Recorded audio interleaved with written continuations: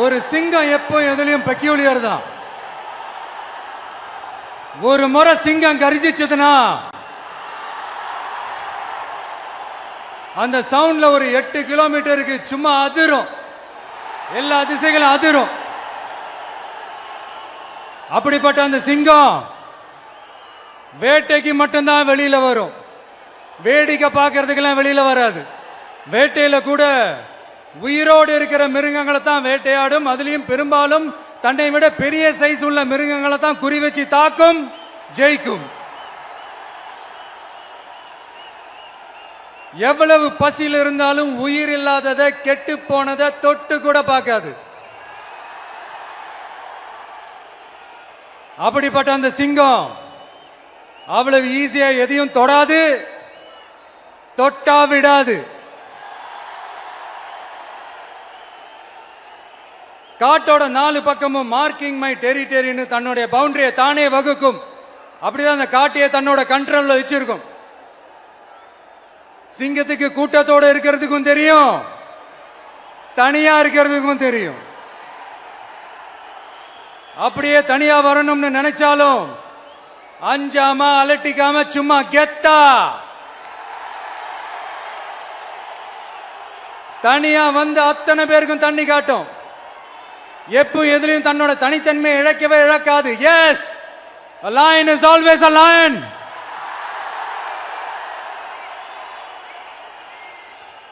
There are so many jackals and other animals in the forest, but there will be only one lion. And even if it is single, it will be the king of jungle. It is not only a description but also a clear declaration. சிங்கத்தை பத்தி பேசிட்டு நம்ம சிங்க குட்டிகளையும் சிங்க பெண்களையும் பத்தி நம்ம பேசாம இருக்க முடியுமா? அவங்கள எப்படி நான் மறப்பேன்? அவங்க தான் என்னுடைய உயிராச்சு, என் நெஞ்சில் குடியிருக்கும்.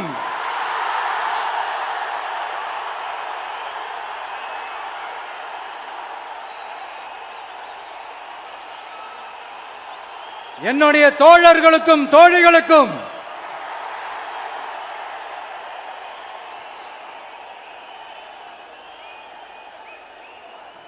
நேர்ல வர முடியாத சூழல்ல வீட்டில் இருந்துகிட்டே நம்மளோட இந்த மாநாட்டில் நேரலை வாயிலாக கலந்துகிட்டு இருக்கிற என்னுடைய அம்மாக்கள், அக்கா தங்கைகள், அண்ணன் தம்பிகள், நண்பர்கள் அனைவருக்கும் என்னோட உயிர் வணக்கம். என்னோட உயிர் வணக்கம், என்னோட உயிர் வணக்கம்.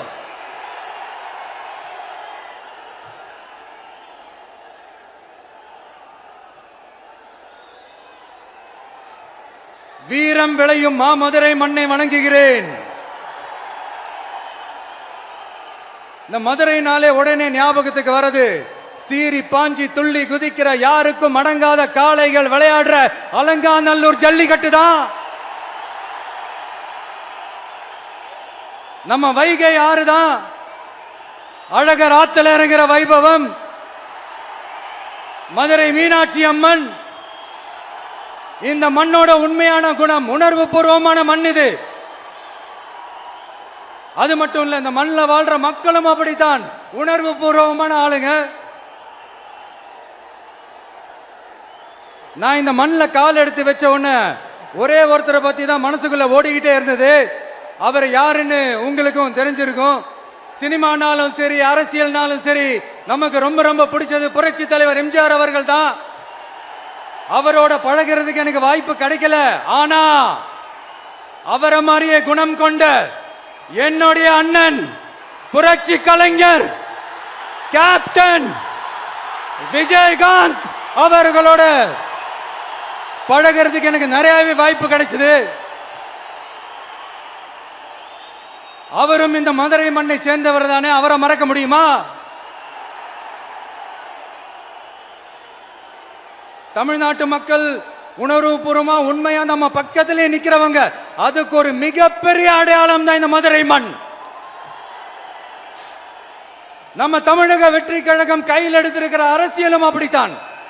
உண்மையான அரசியல், உணர்வு பூர்வமான அரசியல், நல்ல அரசியல், நல்லவங்களுக்கான அரசியல், நாட்டு மக்களுக்கான அரசியல், நல்லது மட்டுமே செய்கிற அரசியல்.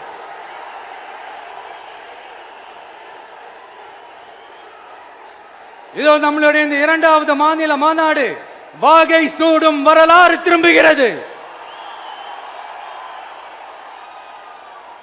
அப்படி இந்த மாநாட்டுக்கு பேர் வச்சிருக்கிறோம்.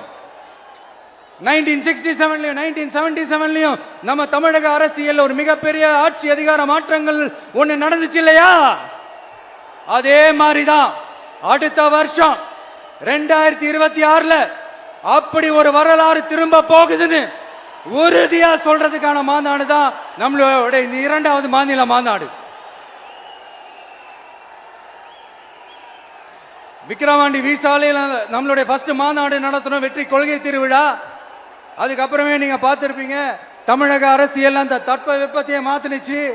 நமக்கு எதிராக எத்தனை குரல்கள். ஆனா உங்களுக்கு தான் நம்மளை பத்தி நல்லா தெரியுமே, எந்த குரலையும் காதலையே போட்டுக்காம மக்களோட குரலை மட்டுமே கேட்டுக்கிட்டு நமக்கு எதிராக வர அத்தனை கூக்குரல்களையும் சின்னதா ஒரு சிரிப்போடவே கடந்து வந்திருக்கிறோம். அது இல்லாம நம்ம மாநாட்டில் ஒலிக்கிற இந்த குரல் இந்த ஒற்றை தமிழ் மகனோட குரல் மட்டுமல்ல, ஒட்டுமொத்த தமிழ்நாட்டு மக்களுடைய குரல். தமிழ்நாட்டில் இருக்கிற ஒவ்வொரு வீட்டில இருந்தும் ஒலிக்கிற குரல், ஒட்டுமொத்த உலகெங்கும் வாழும் ஒவ்வொரு தமிழ் வீட்டிலிருந்தும் எழும் குரல். இந்த சினிமா என்கிற மாபெரும் கலை ஆயுதத்தின் வாயிலாக சாதி, மதம், இனம், பாலினம், மொழி கடந்து இந்த நாட்டின் மூளை முடுக்கெங்கும் ரசிகர்களாக இருந்து தோழர்களாக நம்மோடு பயணிக்க துவங்கியுள்ள அனைவரோடும் இணைந்த ஒவ்வொரு மனிதருக்காகவும் ஒலிக்கிற உரிமை குரல். மாநில உரிமைக்காக, பெண் உரிமைக்காக, சமூக நீதிக்காக, சமநீதிக்காக, மதச்சார்பின்மைக்காக உண்மையா ஒலிக்கிற குரல். அதனால் இந்த குரலுக்கு எதிரா இன்னும் இன்னும் எத்தனை குரல்கள் வந்தாலும் ஓங்கி ஒலிக்குமே தவிர ஒரு நாளும் ஓயவே ஓயாது. எஸ்,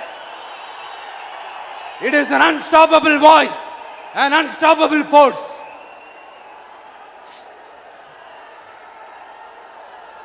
நம்ம அரசியலுக்கு வர்றதுக்கு முன்னாடி அட இவரெல்லாம் வர மாட்டாரியா, அவரே வரல, இவரே வரல, இவருங்க வர போறாரு அப்படின்ட்டு நிறைய பேர் ஜோஷியம் சொன்னாங்க. அப்புறம் நம்ம கட்சியினுடைய பேர் அறிவிச்சதுக்கு அப்புறம் பேரு தானே அறிவிச்சிருக்கிறாரு, மக்கள் கிட்ட பேர் வாங்கணும்ல, அதெல்லாம் முடியாதுன்னாங்க. அப்புறம் ரொம்ப முக்கியமா மாநாடுலாம் எவ்வளவு பெரிய விஷயம், அதெல்லாம் இவர் ஒத்தால எப்படி பண்ண முடியும், சும்மா பக்கத்தில் புஷியானதை வச்சுக்கிட்டு மாநாடுல எப்படி நடத்தி காட்ட முடியும், அதெல்லாம் அவங்களால முடியாது. அப்புறம் மழை பெஞ்சு எல்லாத்தையும் கெடுத்துரும். ஏன் என் கூட இருக்கிறவங்களே கூட தான் சொன்னாங்க.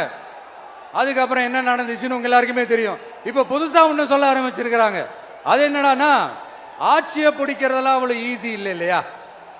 இப்ப அதெல்லாம் விட்டாங்க, இப்ப இங்க வந்துட்டாங்க. இவர் நேரா ஷூட்டிங்ல இருந்து வருவாராம், வந்து ஆட்சியை பிடிப்பாராம். அது எப்படி இவராலே முடியும், அவராலேயே முடியல, இவராலேயே முடியல, அவருக்கு அத்தனை வருஷம் ஆச்சு, இவராலே எப்படி முடியும் ஒரு பக்கம். இன்னொரு பக்கம் கூட்டம்லாம் ஓகே தான், அது எப்படி ஓட்டா மாறும் அப்படின்றது இன்னொரு பக்கம். இப்படி கதை, திரைக்கதை, வசனம், இயக்கம், பாடல்கள்,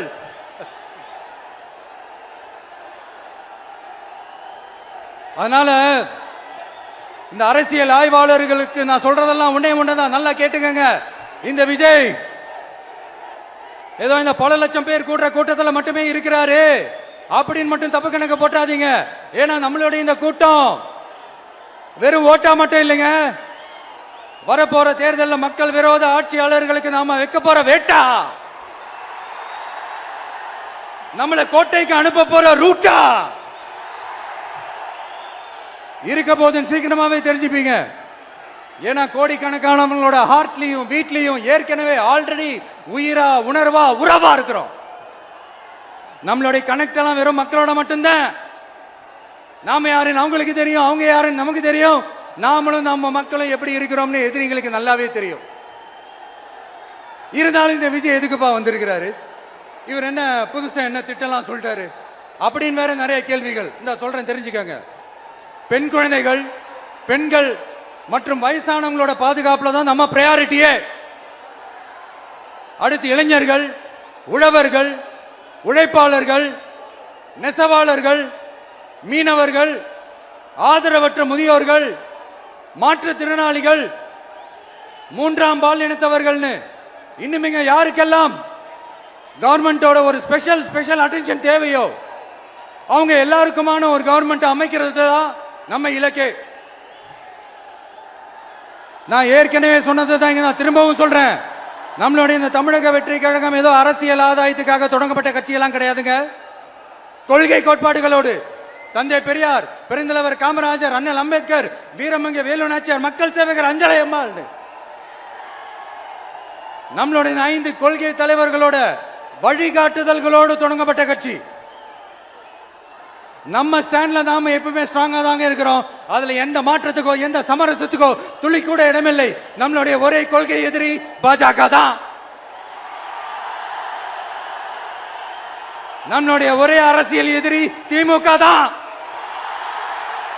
எப்படி? நம்மளுடைய ஒரே கொள்கை எதிரி, நம்மளுடைய ஒரே அரசியல் எதிரி ஏதோ அண்டர் கிரவுண்ட் ஆதாயத்துக்காக டீல் போட்டுக்கிட்டு டீல் பேசிக்கிட்டு இந்த அலையன்ஸ் வச்சுக்கிட்டு இந்த ஊரை ஏமாத்துற கட்சி எல்லாம் நம்ம டிவிக்கே கிடையாதுங்க. யாருக்காகவும் எதுக்காகவும் எந்த பயமும் கிடையாது. மாபெரும் பெண்கள் சக்தி நம்மளோட இருக்கிறாங்க, மாபெரும் இளைஞர்கள் சக்தி நம்மளோட இருக்கிறாங்க, ஒட்டுமொத்த தமிழ்நாட்டு மக்களுடைய சக்தி நம்மளோட நிக்கிறாங்க. அப்படி இருக்கும்போது இந்தியாவில் இருக்கிற எல்லா ஸ்டேட்லயும் வாழ்ற நம்ம தமிழ் நெஞ்சங்கள் மட்டும் இல்ல, உலகம் பூரா 100க்கும் மேலான நாடுகள்ல வாழ்ற நம்ம தாய் தமிழ் உறவுகள் எல்லாருமே என்ன விஜய் தளபதி விஜய் இல்லனா விஜய் தளபதி இப்படி சொந்தம் கொண்டாடுற கோடிக்கணக்கானவங்களோட அன்பு மாசியும் நம்மளோட இருக்கும்போது, இவங்க எல்லாருமே நம்மளோட நிற்கும் போது எதுக்குங்க இந்த பாசிச பாஜகவோட நேரடி கூட்டணியோ இல்ல மறைமுக கூட்டணியோ உறவு வச்சுக்க? நாம என்ன உலகமாக ஊழல் கட்சி? என்ன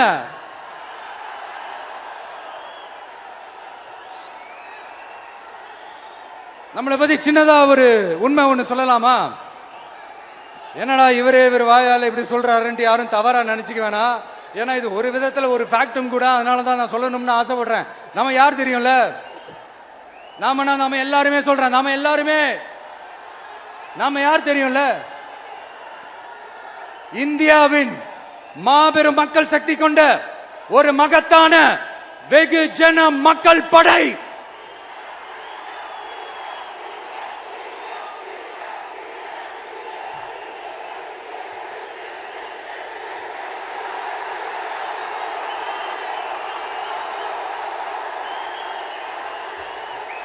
அதனால நம்ம தலைமையில நாம் அமைக்க போற இந்த உண்மையான மக்களாட்சிக்கான அச்சாரமாக மாபெரும் மக்கள் சக்தியே அணி அணியாக நம்மளோட திரண்டு நிக்கிறப்போ இந்த அடிமை கூட்டணியில சேர வேண்டிய அவசியம் நமக்கு இருக்குங்க. நம்மளுடைய இந்த கூட்டணி சுயம் இழந்த கூட்டணியெல்லாம் இருக்காது, சுய மரியாதை கூட்டணியா தான் இருக்கும். இந்த ஒரு பக்கம் RSS கிட்ட அடிபணிஞ்சுக்கிட்டு, இன்னொரு பக்கம் மதச்சார்பற்ற கூட்டணின்னு இந்த மக்களை ஏமாத்துற கூட்டணியெல்லாம் நம்ம கூட்டணி இருக்காது.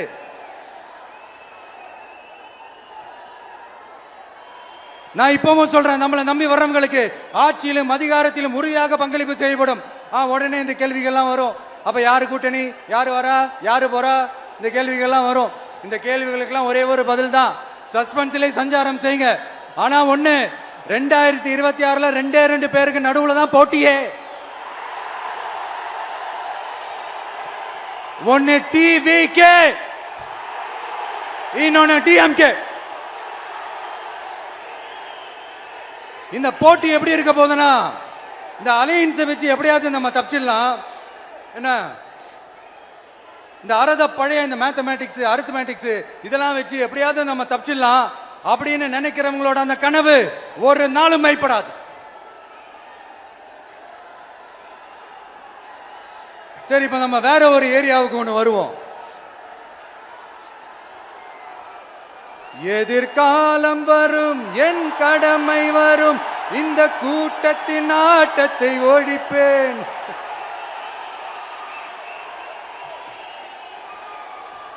மக்கள் அரசியல் என்ற அந்த சவுக்க கையில் எடுக்கலாமா? யாருக்கு எதிரான தானே கேட்கிறீங்க? வேற யாரு? மறைமுக உறவுக்காரர்களான பாசிச பாஜகவும் பாய்சன் திமுகவும் தான். மாண்புமிகு பிரதமர் நரேந்திர மோடிஜி அவர்களே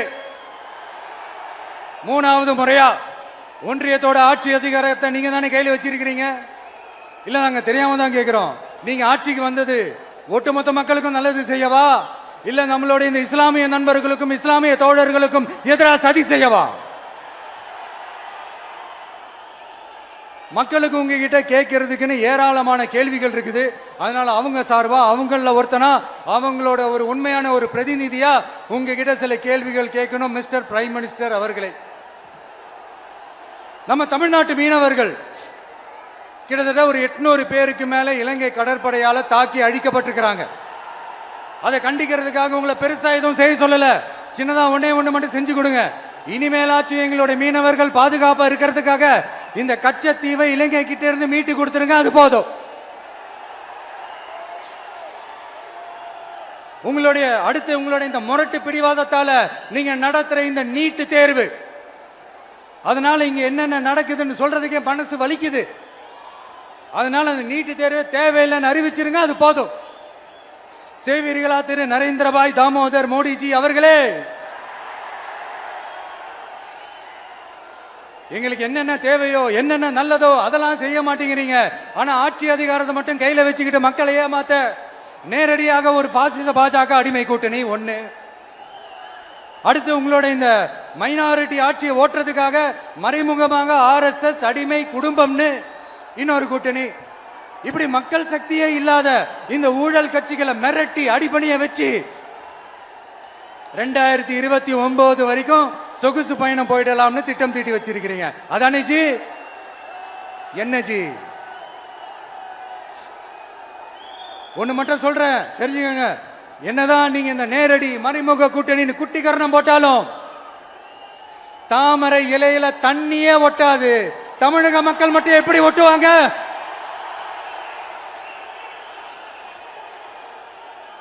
இங்க ஒரு MP சீட்டு கூட தரலன்றதுக்காக தமிழ்நாட்டுக்கும் தமிழ்நாட்டு மக்களுக்கும் எதுவுமே செய்யாம ஓரவஞ்சனை செய்யுது இந்த ஒன்றிய பாஜக அரசு. சங்கம் வச்சு தமிழ் வளர்த்த மண் இந்த மதுரை மண். அதனால இங்க அந்த கீழடியில கிடைச்ச ஆதாரங்களை எல்லாம் மறைச்சிட்டு எங்க நாகரிகத்தையும் எங்க வரலாறையும் அழிக்கிறதுக்காக உள்ளடி வேலை செய்யலாம்னு நினைக்கிறீங்க. தமிழ்நாட்டை தொட்ட என்ன நடக்கும் நீங்க பல உதாரணங்கள் இருக்குது.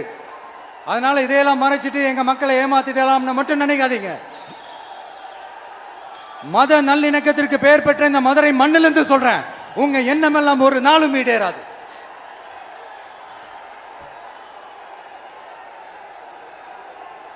எம்ஜிஆர்னா யார் தெரியும்ல? அவர் மாஸ்னா என்னன்னு தெரியும்ல?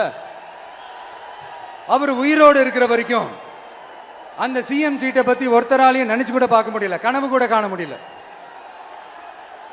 எப்படியாவது அந்த CM சீட்டை என்கிட்ட கொடுத்துருங்க, என் நண்பர் எம்ஜிஆர் திரும்ப வந்ததுக்கு அப்புறம் நான் திருப்பி கொடுத்துறேன்னு தன்னோட எதிரியை கூட மக்கள் கிட்ட கெஞ்ச வச்சவர் எம்ஜிஆர். எப்படி கெஞ்ச வச்சவர்? அதனால ஆனா இப்போ அவர் ஆரம்பிச்ச அந்த கட்சியை, எம்ஜிஆர் அவர்கள் ஆரம்பிச்ச அந்த கட்சியை கட்டி காக்கிறது யாரு? இன்னைக்கு அந்த கட்சி எப்படி இருக்குது அதை நான் சொல்லிதான் உங்களுக்கு தெரியணுமா? அப்பாவி தொண்டர்கள் அதை வெளியில சொல்ல முடியாம வேதனையில தவிக்கிறாங்க. 2026 சட்டமன்ற தேர்தலில் யாருக்கு ஓட்டு போடணும், எப்படிப்பட்ட ஆட்சி இங்க அமையணும்னு அந்த அப்பழுக்கற்ற அந்த தொண்டர்களுக்கும் ரொம்ப நல்லாவே தெரியும். அதனால என்ன வேஷம் போட்டுக்கிட்டு பாஜக இங்க தமிழ்நாட்டுக்குள்ள வந்தாலும் அவங்க வித்தை எல்லாம் இங்க வேலைக்கே ஆகாது. இப்படி பொருந்தா கூட்டணியா இந்த பாஜக கூட்டணி இருக்கிறதுனால இப்ப ஆட்சியில இருக்கிற இந்த வெற்றி விளம்பர மாடல் திமுக என்ன செய்துன்னு தெரியும்ல? பாஜகவோட உள்ளுக்குள்ள ஒரு உறவை ஒண்ணு வச்சுக்கிட்டு வெளியில எதிர்க்கிற மாதிரி ஒரு டிராமா ஒண்ணு பண்ணிக்கிட்டு, எதிர்கட்சியா இருந்தா போங்க மோடின்னு பலூன் விடுறது, ஆளுங்கட்சியா இருந்தா வாங்க மோடின்னு கொடை பிடிச்சுக்கிட்டு கும்பிடு போடுறது. இது மட்டுமா? ஒரு ரைடுன்னு ஒன்று வந்துட்டா போதும், இது வரைக்கும் போகவே போகாத ஒரு மீட்டிங், அதை காரணம் காட்டி டெல்லிக்கு போறது, அங்க ஒரு சீக்ரெட் மீட்டிங் நடத்துறது. நல்லா நோட் பண்ணணும் மக்களே, அந்த மீட்டிங் அப்புறம் இந்த இஷ்யூ அப்படியே காணாம போயிருக்குமே. அதேதான் Stalin uncle, what uncle is very wrong uncle.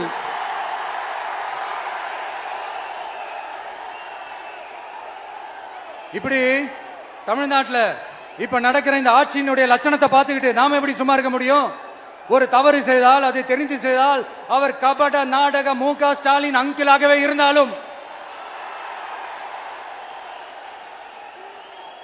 Uncle உங்களுக்கு மனசாட்சின்னு ஒன்று இருந்துச்சுன்னா நாங்க கேட்கிற கேள்விகளுக்கு மட்டும் கொஞ்சம் பதில் சொல்லுங்க அங்கிள்.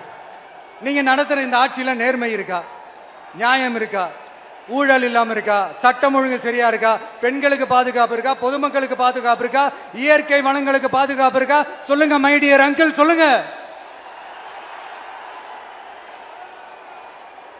டாஸ்மாக்ல மட்டுமே இது வரைக்கும் 1000 கோடிக்கு மேல ஊழல்னு சொல்றாங்க. அதுல மட்டுமா தப்பு நடக்குது? வேற எதுல தான் நடக்கல? உலகத்திலே மிஸ்டர் கிளீன் ரெக்கார்ட்ஸ் எல்லாம் உங்களுக்கும் உங்க கூட இருக்கிறவங்களுக்கும் மட்டும்தான் அங்கிள் கொடுக்கணும். இத பார்த்து வாயே இல்லாத ஊரு கூட வயிறு வலிக்கு சிரிக்குது. பெண்களுக்கு 1000 ரூபாய் கொடுத்துட்டீங்கன்னா போதுமா அங்கிள்? அப்படியே அது மூடி மறைச்சிடலான்னு பாக்குறீங்களா? படிக்கிற இடத்துல, வேலைக்கு போற இடத்துல, வெளியில போற இடத்துலன்னு அவங்களுக்கு பாதுகாப்பே இல்லைன்னு ஒட்டுமொத்த பெண்களும் கதறாங்க. அந்த கதறல் சத்தம் ஏதாவது உங்க காதுல கேக்குதா அங்கிள்? இதுல வேற உங்க அப்பான்னு கூப்பிடுறாங்கன்னு வேற சொல்றீங்க. What is this uncle? Is very very wrong uncle, is very very wrong. பெண்களுக்கு மட்டுமா பொய் வாக்குறுதி கொடுத்து ஏமாத்துறீங்க? அரசு ஊழியர்கள், ஆசிரியர்களை ஏமாத்துறீங்க, விவசாயிகளை ஏமாத்துறீங்க, பரந்தூர்ல பாதிப்பே வராதுன்னு சொல்லி ஏமாத்துறீங்க, மீனவர்களை ஏமாத்துறீங்க, போதைப் பொருள் கலாச்சாரத்தை ஒழிக்காம ஏமாத்துறீங்க. ஐயோ ஐயோ ஐயோ, very very first uncle, very very first. எப்படி கேட்டாலும் இவங்க கிட்ட இருந்து எந்த பதிலும் வர போறதில்லை. ஏன்னா இருந்தா தானே. இப்ப ஆட்சியில இருக்கிற நம்மளுடைய அங்கிள் பதில் சொல்றது இருக்கட்டும். மக்களை நீங்க சொல்லுங்க, நீங்க உண்மையை சொல்லுங்க. செய்வோம் செய்வோம் செய்வோம் செய்வோம்னு சொன்னாங்களே, சொன்னதெல்லாம் செஞ்சாங்களா? உங்களை தான் கேக்குறேன், சொன்னதெல்லாம் செஞ்சாங்களா? சத்தமா சத்தமா மை டியர் அங்கிள், கேக்குதா? மக்களோட சத்தம் கேக்குதா? இது வெறும் சாதாரணமான முழக்கம் தான். கூடிய சீக்கிரம் மக்களை போய் சந்திக்க போறேன், அவங்களோட மனசு விட்டு பேச போறேன். அதுக்கப்புறம் இந்த சாதாரணமான முழக்கம் இடி முழக்கமா மாறும். அத்தோட நிக்காது. அந்த இடி முழக்கம் தமிழ்நாட்டோட போர் முழக்கமா மாறும். அந்த போர் முழக்கம் உங்களை ஒரு நிமிஷம் கூட தூங்க விடாது. நடக்குதா இல்லையான்னு பாருங்க. என்னடா இவன் இவ்வளவு ஸ்ட்ராங்கா சொல்றானேன்னு பாக்குறீங்களா? எல்லாரும் கட்சி ஆரம்பிச்சதுக்கு அப்புறம் தான் ஒவ்வொரு வீட்டுக்குள்ளேயும் போறதுக்கு ட்ரை பண்ணுவாங்க. ஆனா நாங்க அப்படி இல்லை. ஒவ்வொரு வீட்டுக்குள்ளேயும் போனதுக்கு அப்புறம் தான் கட்சியாவே ஆரம்பிச்சிருக்கிறோம்.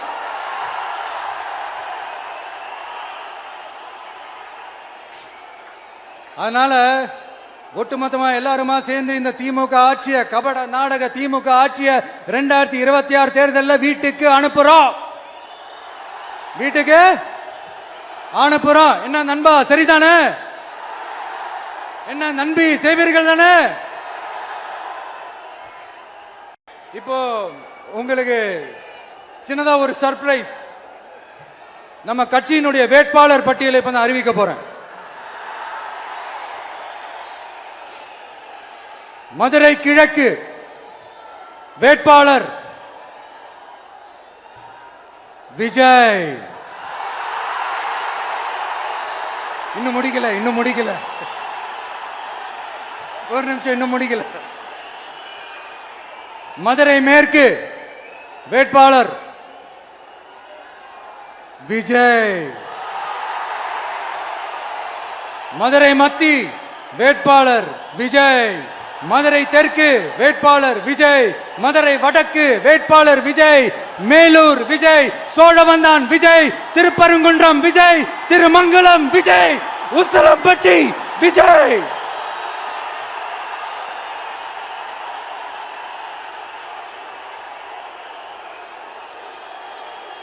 என்னடா எல்லா தொகுதியிலையும் ஒரே வேட்பாளர்னு பாக்குறீங்களா?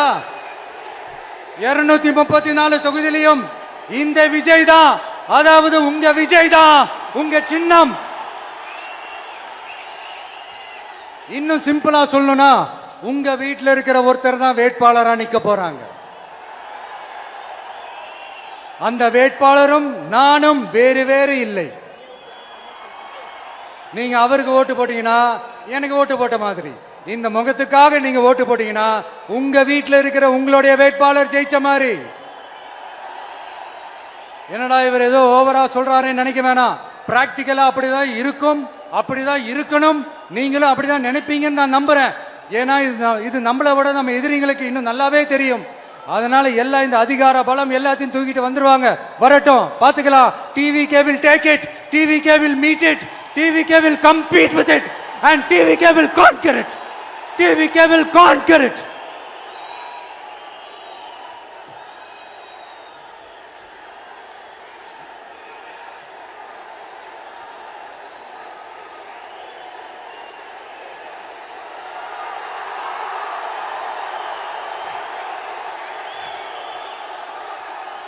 இந்த நேரத்தில் நம்ம மனசுல இருக்கிறத மக்கள் கிட்ட சொல்லி ஆகணும். தூத்துக்குடி ஸ்னோலினோட அம்மா என்ன அவங்களோட தம்பி, இன்னும் அவங்க பொண்ணுக்கு நான் தாய் மாமன்னு சொன்னாங்க. அந்த அக்காவோட குழந்தைங்க மட்டும் இல்லைங்க, என்ன அண்ணனா தம்பியா நினைக்கிற தமிழ்நாட்டில் இருக்கிற என்னோட எல்லா சகோதரிகளின் குழந்தைகளுக்கும் நான் இன்னைக்கு மட்டும் இல்ல, என்னைக்குமே ஒரு தாய் மாமனா தான் இருப்பேன். நீங்க எல்லாரும் என்னுடைய ரத்த உறவு, கூட பிறந்த பொறுப்பு. என் வீட்டு ரேஷன் கார்டுல வேணா உங்க பேர் இல்லாம இருக்கலாம், உங்க வீட்டு ரேஷன் கார்டுல வேணா என் பேர் இல்லாம இருக்கலாம். ஆனா நாம் எல்லாரும் ஒண்ணுதான், உறவுதான். நமக்கு இடையே எந்த அரசியலும் உள்ள நுழையவே முடியாது. என்கிட்ட இருந்து உங்களையும், உங்ககிட்ட இருந்து என்னையும் எந்த சக்தியாலும் பிரிக்கவே முடியாது. அப்புறம் நான் ஒன்னும் இந்த மார்க்கெட் போனதுக்கு அப்புறம், ரிட்டையர் ஆனதுக்கு அப்புறம் அடைக்கலம் தேடி அரசியலுக்கு வரல, படைக்கலனோட வந்திருக்கிறோம். பவர்ஃபுல் போர்ஸோட, மாபெரும் படை வரிசையோட, எல்லாத்துக்கும் தயாராகி தான் வந்திருக்கிறோம். இவ்வளவு தயாரா நாம அரசியலுக்கு வர்றதுக்கு ரொம்ப ரொம்ப முக்கிய காரணம் ஒண்ணு இருக்கு. அது என்ன தெரியுமா? நன்றி கடன், நன்றி கடன், நன்றி கடன். கிட்டத்தட்ட ஒரு 30 வருஷமா, 30 வருஷத்துக்கு மேல நீங்க தான், நம்ம மக்கள் தான் என் கூட நிக்கிறீங்க, எனக்காக நிக்கிறீங்க, என்னை தாங்கி பிடிக்கிறீங்க, மனசுல ஏந்தி பிடிக்கிறீங்க, தாய் அன்போட மடியில ஏந்திக்கிறீங்க. உண்மையை சொல்லணும்னா வேற யாரை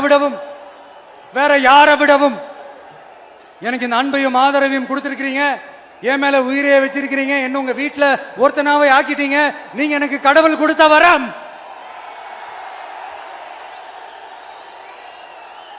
உலகம் பூரா நமக்காக நம்ம கூட நிக்கிற நம்ம மக்களை நான் எப்படி மறப்பேன்? நான் என் லைஃப்ல ரொம்ப உயிரா நினைக்கிறதே பெண்களை, குழந்தைங்களை, இளைஞர்களை, உழைக்கிற மக்களை தான். இவங்க தான் நம்மளோட வகைரா. இதை பார்த்துதான் நம்மளோட எதிரிகளுக்கு பத்தி எரியுது. அதுக்காக நாம் என்ன செய்ய முடியும்? அதனால நம்ம உறவுகளை, சொந்தத்தை, வகைராவை யாருக்காகவும் எதுக்காகவும் விட்டு கொடுக்க முடியாது இல்லையா? Here at this moment among this August gathering, I want to open my heart and say I enjoy people, I respect people, I worship people.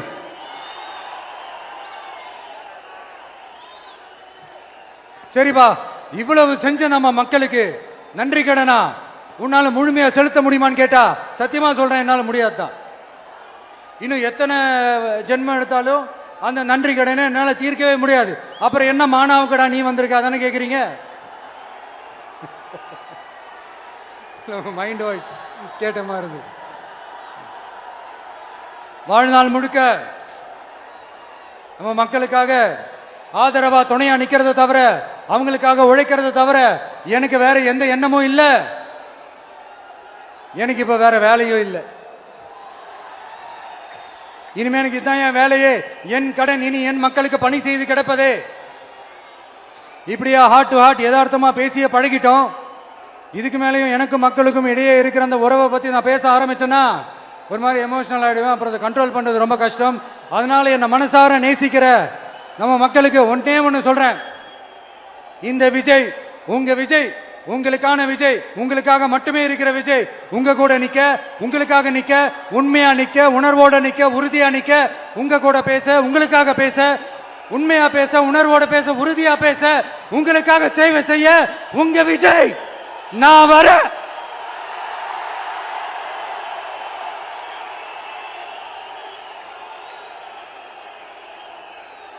சொல்லல முக்கியம், செயல் செயல் செயல் தான் முக்கியம். செய்கை தான் சும்மா சிறப்பா இருக்கணும். நான் ஆட்சிக்கு வந்தேன்னா சும்மா அது செய்வேன் இது செய்வேன் நல்லது செய்வேன் உருட்டுவேன் புரட்டுவேன் அதெல்லாம் கிடையாது. செய்யறதுக்கு நல்லது செய்யறதுக்கு நல்லது செய்யறதுக்கு மட்டும்தான் இந்த விஜய். அப்புறம் ஒரு அரசியல் தலைவன் அவன் சினிமாக்காரனா நல்லவனா கெட்டவனா இதெல்லாம் தாண்டி அவன் உண்மையானவனா, அதுதான் ரொம்ப ரொம்ப முக்கியம். இது சம்பந்தமா ஒரு குட்டி கதை ஒன்று சொல்றேன். ஒரு நாட்டில் ஒரு ராஜா தனக்கு பக்கபலமா இருக்கிறதுக்காக கூட துணையா இருக்கிறதுக்காக ஒரு தளபதியை தேடுறாரு. சரியான தகுதிகளோட ஒரு 10 பேர் செலக்ட் ஆகுறாங்க. ஆனால் அதில் ஒருத்தர் மட்டும் தான் செலக்ட் பண்ணணும். அதனால அந்த ராஜா என்ன பண்ணுறாருன்னா ஒரு டெஸ்ட் வைக்கிறாரு. அந்த 10 பேர் கையிலையும் விதை நெல்லை கொடுத்து இதை நல்லா வளர்த்து கொண்டு வாங்க, ஒரு 3 மாதம் கழிச்சு வாங்கன்னு சொல்லி அனுப்பி வச்சிடுறாரு. 3 மாதம் கழிச்சு வரும்போது அதில் ஒருத்தர் ஆள் உயரத்துக்கு வளர்த்துருந்தாரு, ஒருத்தர் தோல் உயரத்துக்கு வளர்த்துருந்தாரு. அதில் ஒரு 9 பேரும் நல்லா வளர்த்து கொண்டு வந்திருந்தாங்க. ஒருத்தர் மட்டும் வெறும் தொட்டியோடவே வந்தார். என்னன்னு கேட்டதுக்கு, நானும் தண்ணி ஊற்றி ஊற்றி பார்க்குறேன், உரம் வச்சு வச்சு பார்க்குறேன், வளரவே மாட்டேங்குது ராஜா, என்ன பண்ணுறதுன்னு தெரியலன்னு சொன்னதுக்கு ராஜா அவரை கட்டி அணைச்சிக்கிட்டு, இனிமே நீதான் என்னுடைய தளபதி, எல்லா அதிகாரமும் உனக்கு தான் சொன்னார். ஏன்னா அந்த 10 பேர் கையிலையும் ராஜா கொடுத்தது அவித்த விதை நெல், அது முளைக்கவே முளைக்காது. அந்த 9 திருட்டு பயலும் என்ன பண்ணியிருக்காங்கன்னா வேற விதை நெல்ல வாங்கி அதை வளர்த்துட்டு ராஜாவையும் மக்களையும் ஏமாத்திருக்கிறாங்க. ஆனா இவர் மட்டும் உண்மையை போட்டு உடைச்சிட்டார். அதனால ஒரு நாட்டுக்கு திறமை எந்த அளவுக்கு முக்கியமோ அந்த அளவுக்கு உண்மையும் நேர்மையும் முக்கியம். இப்போ நீங்க எல்லாரும் தான் அந்த ராஜா. நீங்க தேர்ந்தெடுக்க போற அந்த தளபதி